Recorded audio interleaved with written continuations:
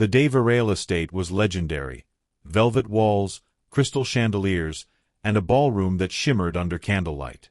Every guest who visited came away enchanted by its beauty. But one rumor always clung to its legacy.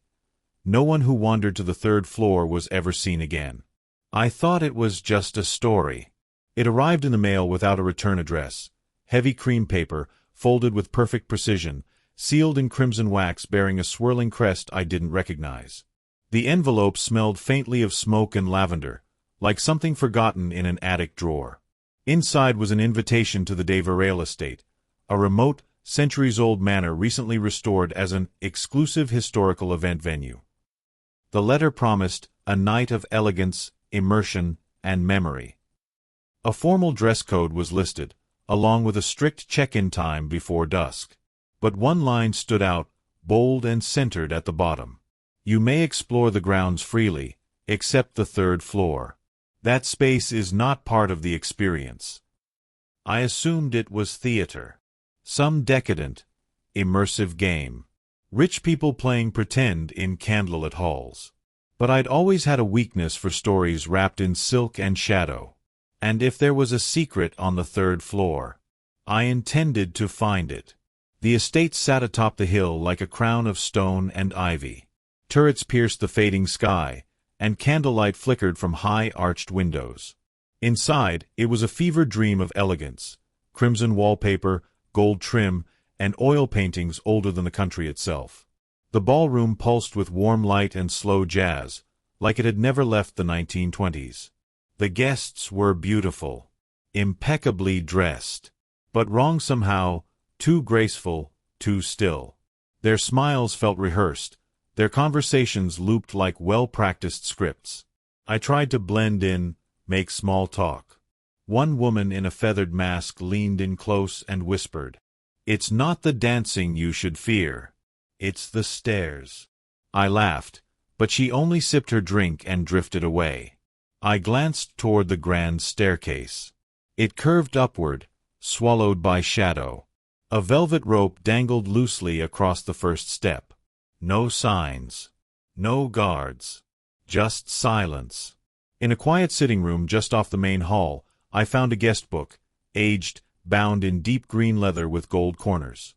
Its pages catalogued every guest the de Varel estate had hosted for over 50 years. But something was wrong. After each event, a number of names were crossed out. Not scribbled, scratched away with precision. Long, clean strokes of ink blotted through perfectly aligned rows. No explanations. No corrections. That evening, I met a young man named Eliza. Yes, a man, with a laugh too loud and a drink always in hand. He waltzed with 3 different partners and toasted to never-ending nights. By midnight, he was gone. No one mentioned him. No one seemed to notice. I checked the guestbook again. His name was already crossed out. That's when the host appeared beside me, silver-haired, smooth as ever. "The third floor is not part of the experience," he said softly. "Some doors open only once." At midnight, the music stopped. One moment the ballroom was alive, champagne fizzing, gowns swirling, and the next, it was empty. Guests slipped away to their rooms, or into shadows. I couldn't be sure which. The chandeliers dimmed to a flicker. I stood alone at the base of the staircase, staring upward into a darkness that seemed to breathe. Then I heard it. Footsteps. Slow. Deliberate. Ascending. I ducked beneath the velvet rope and followed. Each step groaned beneath me like a warning. The portraits lining the walls seemed to shift slightly, eyes fixed forward, yet somehow following. At the landing, the air changed. Colder. Heavier. Time felt thick. A hallway stretched ahead, door after door, all tightly shut. Except one. Just slightly open. Candlelight danced within. I pushed it open. The room was lined with old coats, children's shoes, and dust thick enough to write a name in. A tall, ornate mirror stood in the corner. But in its reflection, the room was full of people, dressed for the ball, staring back at me with blank, waiting eyes. On the desk, a velvet box. Inside was a single name tag. It read, "My name." Drawn by instinct more than reason, I pulled back a curtain near the mirror, revealing a narrow panel in the wall. It clicked open with surprising ease. Behind it, a steep stairwell descended into darkness. I lit a candle and followed. At the bottom was a long, narrow gallery. Cold. Fill. The walls weren't hung with paintings, but something stranger, translucent impressions.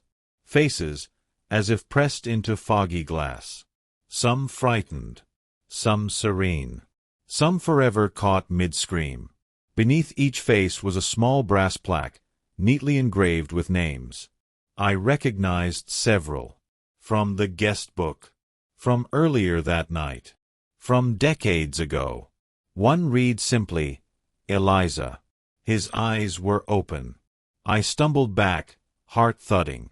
This wasn't art. It was containment. These weren't portraits. They were the guests. Then came a voice behind me, calm, gentle, familiar. Memory is what feeds it, the host said. The third floor is a mirror that holds what chooses not to leave. They stepped through reflection and became part of the house. I turned to face him. No one was there. Back in the hallway, the host stood waiting, calm, collected, as if he'd been there the whole time. "You found what others don't," he said softly. "Curiosity always leads some upward." I asked him what this place truly was. What they were. He smiled, eyes distant. A moment. Preserved. A house that never forgets. It doesn't trap. It remembers. Then he offered me a choice. You can leave. Return to your world. But the memory of this place will follow you. In mirrors, in dreams, in every glass reflection. Or stay. And never wonder again. Behind him, the mirror pulsed faintly, not glowing exactly, but alive. Its surface shimmered like water. I could feel it, not pulling me in, but opening, like it had always been waiting, not for just anyone, but for me. And the house was listening. I chose to leave. I ran down the stairs, through the ballroom now cold and silent.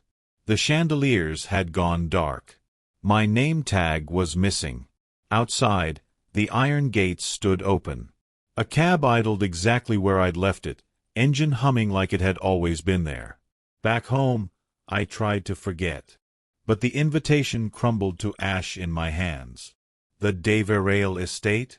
No longer listed. No records. No trace. Then one morning, I looked into the mirror, not at my reflection, but behind it. A ballroom. Candlelight. A faint waltz. And on my coat collar,